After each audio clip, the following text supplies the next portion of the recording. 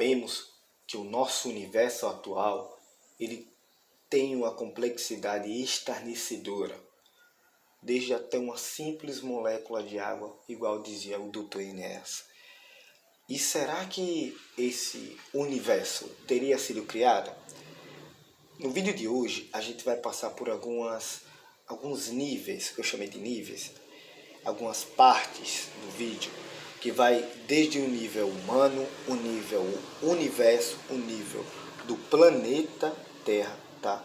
E um nível matemático. E depois a gente conclui. E claro, eu não vou trazer todos os pontos, porque são muita coisa para ser dita nesse vídeo. E a gente, no foco de hoje, vai focar no nível das moléculas, dos átomos, das quantidades. A gente vamos verificar, vamos trazer dados de quanto tem em cada coisa. Então o objetivo desse vídeo é você ver o quão complexo essas coisas são, ou a quantidade presente em cada uma delas, tá? A gente vai começar primeiro pelo nível humano. A gente sabe que o nível humano, a gente como ser humano, a gente tem muito ossos, por exemplo, a gente tem muito órgãos, tá? A gente tem muitas células, a gente tem muitos neurônios. E quanto que é isso? Quanto que é isso? A gente vamos verificar isso aí e eu vou trazer para vocês, beleza?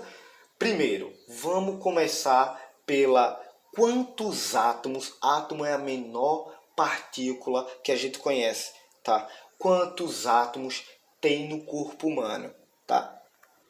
De acordo com o site Terra,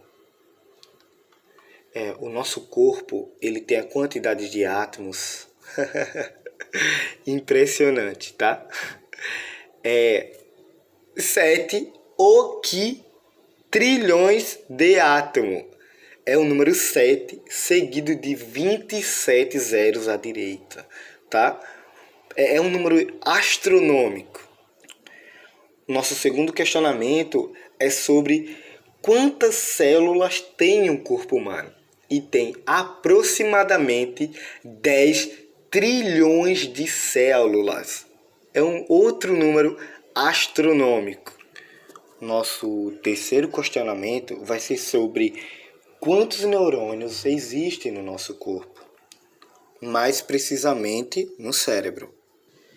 Segundo o site Mega Imagem, a gente tem cerca de 100 bilhões de neurônios. Um questionamento muito sutil, um questionamento muito interessante também, porque a gente está, digamos aqui até mensalmente ou até semanalmente, ajeitando nossos cabelos e tal, deixando ele mais agradável, deixar nossa aparência mais agradável.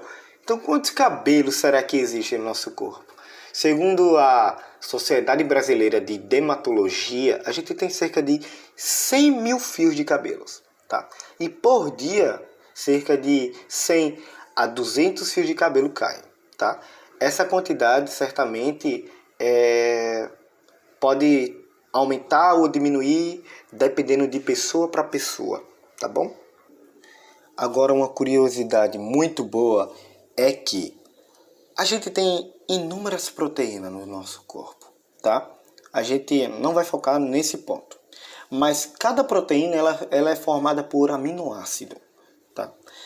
E esses aminoácidos, eles se põem numa ordem, eles são colocados numa ordem, cerca de, em média, 20 aminoácidos por proteína. Então a gente consegue fazer uma combinação para você ver o quão complexo é uma proteína, tá? Uma proteína. Então a gente consegue dispor 20 aminoácidos em uma proteína. A maior proteína que a gente conhece é a hemoglobina, que está presente no sangue, tá? E ela tem cerca de 574 aminoácidos, tá? Então a gente consegue fazer uma combinação. 20, o número de possibilidades de combinação seria 20 elevado a 574. Isso é um número astronômico. Mas vale ressaltar que algumas proteínas do músculo também têm essa grande quantidade. Então tem proteína do músculo que são formadas com mais de 30 mil aminoácidos. Agora entramos no nível universo. A gente vamos nos perguntar a quantidade de galáxias, a quantidade de estrelas, a quantidade, por exemplo, de leis físicas, que é de grande complexidade também essas leis. Porque uma lei encaixa perfeitamente com outra lei. As leis verdadeiras do universo, tá? Aquelas leis como a termodinâmica, por exemplo. Nosso questionamento agora é sobre quantas galáxias existem. A gente tem, pelo universo observável, que é feito pelo o Hubble, tá? A gente consegue aproximar para mais de 1 trilhão de galáxias existentes no universo observável. Pode ter muito mais. Agora nos perguntamos quantas estrelas existem no universo. Porque são inúmeras estrelas. A gente conta, isso mesmo, mais de 6 trilhões de estrelas. Isso, comparado à areia da Terra, é muito maior que os grãos da Terra de areia. Então é muita coisa. Leis físicas que podemos citar aqui, pode ser 7, tá? A primeira lei da termodinâmica, a segunda lei da termodinâmica, a terceira lei da termodinâmica, a lei zero da termodinâmica, o princípio da ação e reação, o princípio da inércia, a segunda lei de Newton, né? Que é força resultante é massa vezes aceleração. O princípio da ação e reação é a terceira lei de Newton. Temos o princípio fundamental da dinâmica. Temos N leis físicas que são inquebráveis, tá? Para o ponto de ciência pelo ponto que eles conseguiram provar. Principalmente a lei da termodinâmica. Mas eu creio que algumas leis precisam ser estudadas um pouco mais profundamente, tá? Para não cair no ponto de essa lei é isso porque muitos cientistas acreditam nisso, então acredito porque muitos cientistas acreditam nisso, tá? A lei da termodinâmica é inquebrável por inúmeros testes e tal, essas coisas. Mas, por exemplo, a teoria da relatividade tem alguns pontos que não batem, tá? E esses são os pontos que precisam ser discutidos pela boa ciência, entende?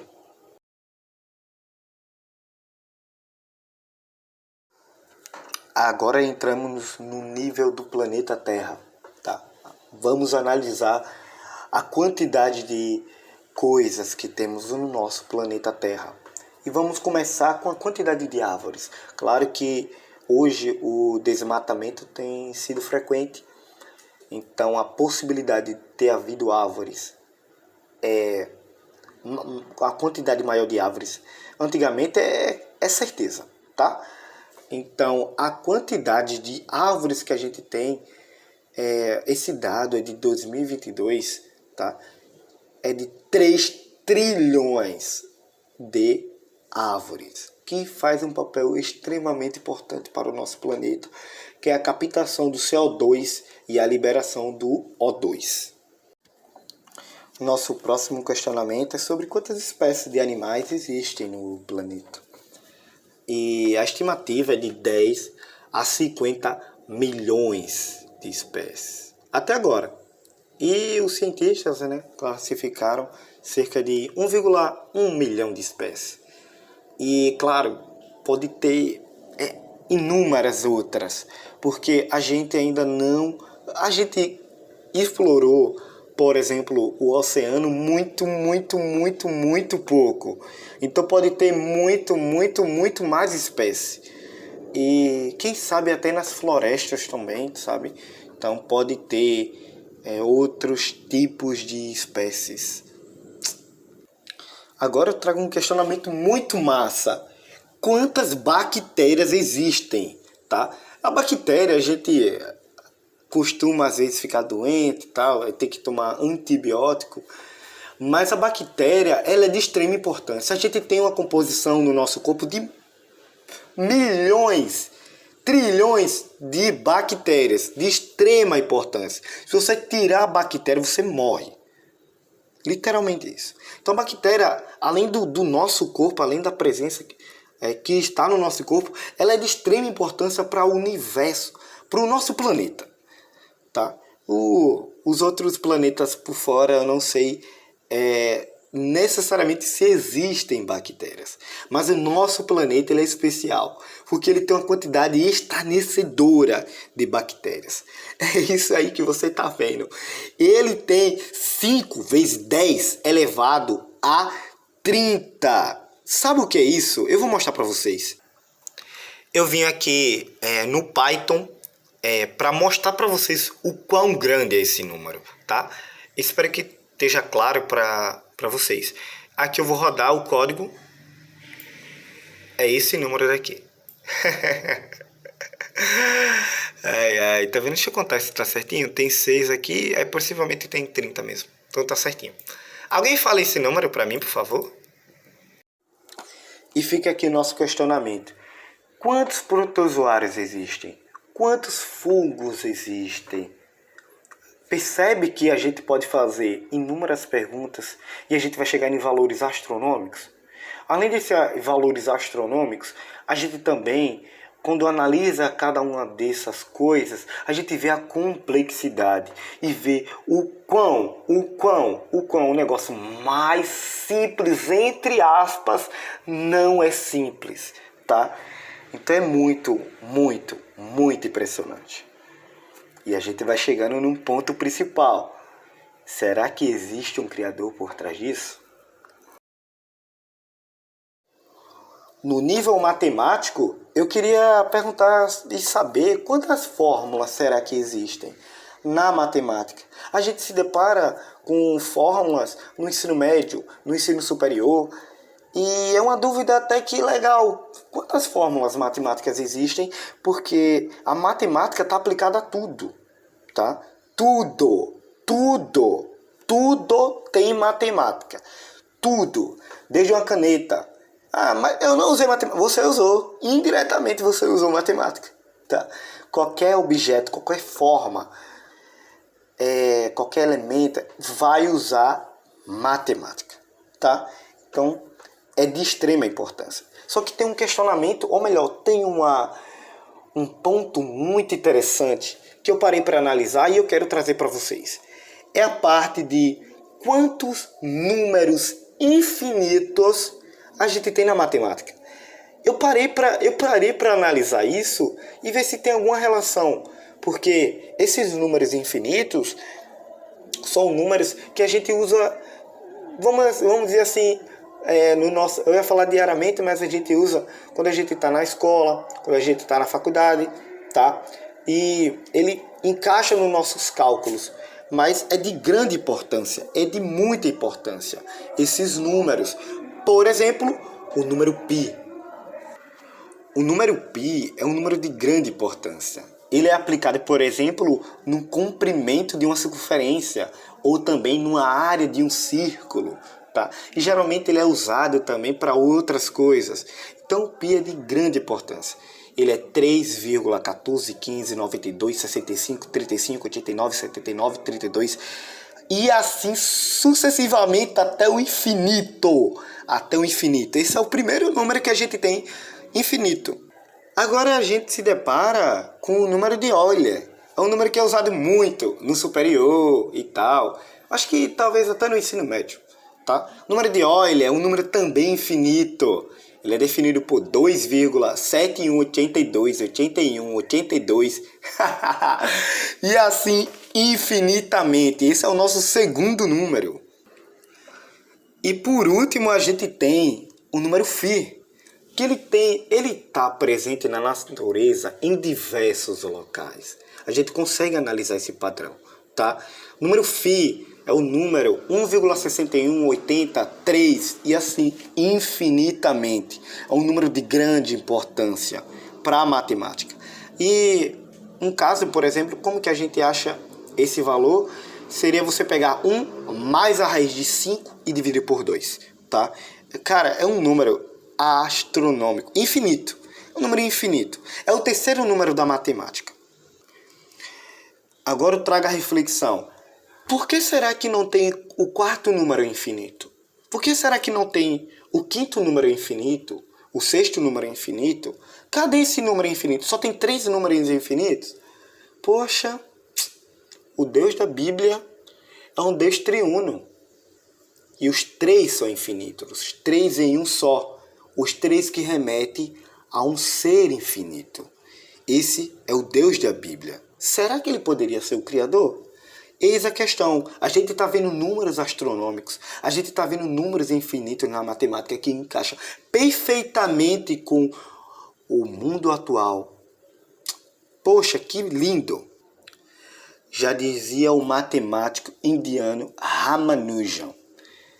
Uma equação só faz sentido se tiver expresso um pensamento de Deus.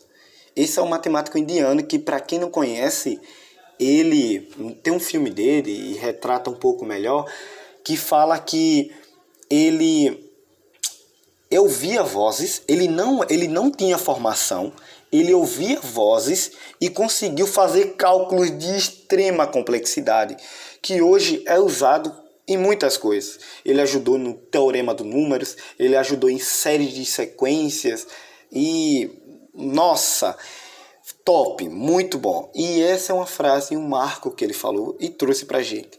Isso é um caso a se pensar. Como que alguém que nunca teve formação faz cálculo de extrema complexidade que nenhum matemático da época conseguia fazer.